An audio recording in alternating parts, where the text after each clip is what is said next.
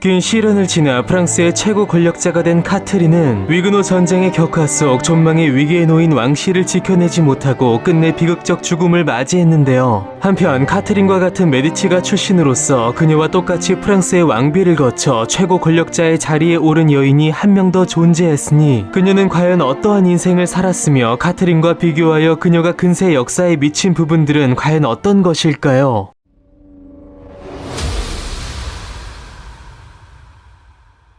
1529년 신성 로마 제국의 황제 카를 5세로부터 피렌체에 대한 메디치가의 통치권 회복을 약속받은 교황 클레멘스 7세는 이듬해 그의 도움을 받아 공화파들에 의해 장악되어 있던 피렌체를 마침내 수복하게 됩니다. 그렇게 피렌체를 사실상 속국으로 만든 카를 5세는 교황의 추천을 받아 명목상 로렌초 2세의 사생아로서 카트린과 의붓남매인 일각에서는 교황의 사생아로도 소문나 있는 한 인물을 피렌체의 수상으로 앉히게 되는데요. 그는 바로 피렌체의 첫 세습 공작으로 불리는 알렉산드로 데 메디치였으며 이로써 400년간 이어져온 피렌체 공화국은 막을 내리고 피렌체 공국으로 다시 태어나게 됩니다. 그러나 황제의 비호 속에 피렌체를 통치하게 된 알렉산드로는 무능하고 타락했으며 갖은 폭정을 행하며 민심을 이반했기에 결국 1537년 사촌 로렌치노에 의해 암살당했고 메디치가의 권자는 옛날 국부 코시모의 동생 로렌초의 후손으로서 반개인 코시모 1세대 메디치에게 넘어가게 됩니다. 추대 당시 갓 18살로 이전까지 자신을 겸손하고 야망 없는 인물로 위장해온 코시모 1세는 즉위 직후 돌변하여 자신을 그저 얼굴마담으로 내세우려 했던 시의회를 내쫓고 권력을 장악했는데요. 그렇게 독재자가 되어 공포정치를 단행한 그는 상비군 양성 등 전격적인 부국강병으로 피렌체의 군사력을 한층 끌어올리게 됩니다. 한편 절대강자인 황제 카를 5세에게 친화적 태도를 취하며 그의 지지를 이끌어낸 코시모는 정복전쟁에 나서 주변 시에나 공화국을 정복하는 등 영토를 확장시켰으니 그 결과 이제껏 작은 도시국가에 불과했던 피렌체의 공국은 그보다 훨씬 더 큰 무엇보다 유럽에서도 손꼽히는 강한 군사력을 갖춘 토스카나 대공국으로 탈바꿈하게 됩니다. 한편 메디치가 출신답게 예술을 사랑하고 후원했던 코시모는 당대 위대한 건축가 조르조 바사리를 시켜 한 특별한 건물을 짓게 했고 훗날 메디치가의 마지막 후손인 안나 마리아 루이자가 여기에 메디치가의 소장품들을 기부하면서 미술관으로 탈바꿈되어 대중에 개방되었는데요. 이곳이 바로 그 유명한 우피치 미술관으로서 이탈리아를 여행하는 이들이 절대로 빼놓지 않고 방문하는 이곳은 프랑스 루브르에 버금가는 이탈리아가 자랑하는 세계적인 박물관으로서 오늘날까지도 그 위용을 떨치게 됩니다. 그렇게 시간이 흘러 가문의 제2의 전성기를 구가해온 코시모 1세는 1574년 향년 55세로 사망했고 그의 아들 프란체스코가 제2대 토스카나 대공으로 즉위하여 13년간 집권했으나 부친에 비해 별다른 족적을 남기지는 못했는데요. 프란체스코 1세는 신성 로마 제국의 황제 페르디난트 1세의 딸인 요하나와 결혼하여 7명의 자녀를 두었으나 대부분 어려서 죽었고 오직 딸 마리만이 유년기를 무사히 넘겼으니 훗날 그녀는 같은 메디치가의 먼 친척 캐서린처럼 이탈리아가 아닌 근세 프랑스 역사에 중요한 족적을 남기게 됩니다.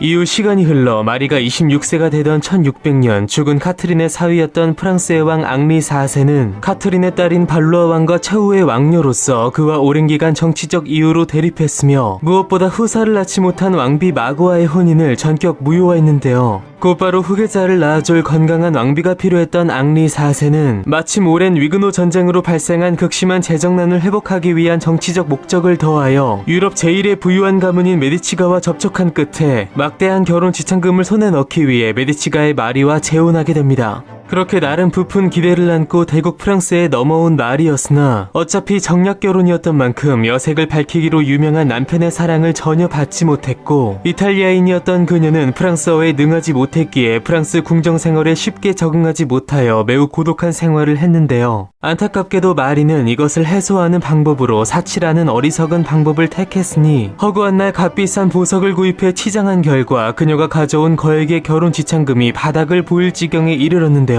그러나 이러한 고독의 세월도 잠시 결혼 1년 만에 마리는 그토록 원했던 왕위 계승자 아들 루이를 낳았고 이후 8년간 무려 5명의 왕자를 더 낳으면서 그녀의 입지력은 단번에 향상되었으니 앙리 4세의 관심과 사랑을 받기 시작하면서 남편과의 관계도 눈부시게 회복됩니다.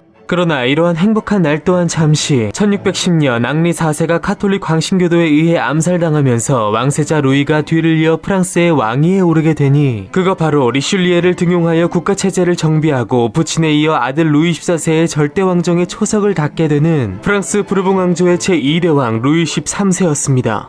그러나 루이 13세가 즉이 당시 9살의 아직 어린 나이였기에 예전 카트린처럼 아들을 대신하여 섭정을 맡게 된 마리는 그가 장성할 때까지 사실상 프랑스의 최고 권력자로 군림하게 되는데요. 그러나 마리는 중책을 짊어지고도 품위를 벗어버린 채 이전처럼 각종 사치와 향락을 일삼았고 앙리 4세의 재상을 비롯해서 그가 신임했던 신료들을 멀리한 채 주요 관직에 코노치노 콘치니 등 그녀와 같은 이탈리아인들을 앉혔으며 루이 13세와 스페인의 공주 안 도트리슈를 결혼시키는 등 프랑스와 오랜 적대 관계인 합스부르크 가문과의 강화를 추진했는데요. 무엇보다 이탈리아 출신으로서 로마 카톨릭을 신봉했던 그녀는 개인의 종교의 자유를 인정한 낭트 칙령으로 겨우 봉합 중이던 프랑스 내 구 신교 세력의 갈등을 다시 부추겼고 명군으로 칭송받았던 남편 앙리 4세의 철학이 담긴 정책과 정치 방침을 죄다 파기하면서 이 모든 반동적이고 퇴행적인 정치에 분노한 많은 귀족들의 원성을 사게 됩니다. 그리고 이렇게 마리가 광폭 행보를 보이는 사이 어릴 적부터 동생 가스톤과 비교당하며 극심한 차별을 받는 등 큰 상처를 안고 어머니와 내내 소원한 관계에 있던 루이 13세는 점차 성장하며 정치 또한 함께 배워나가는 속에 마리의 그릇된 정책에 대해서도 하나하나 인식하고 불만을 품기 시작했는데요. 그렇게 시간이 흐른 1617년 루이 13세는 어느새 16세, 그 당시로서는 성년의 나이가 되었으나 달콤한 권력에 취해 있던 마리는 이런저런 핑계를 대며 섭정직을 내놓으려 하지 않았는데요. 이러한 상황을 충분히 예상했을 루이 13세는 오래전부터 마리에게 불만을 품어온 귀족들, 즉 어느새 구축한 자신의 측근들을 움직여 쿠데타를 일으켰으니 선제적으로 콘치니 등 마리의 신복들을 제거한 그는 어머니 마리마저 블루아 성으로 강제 유폐시키게 됩니다.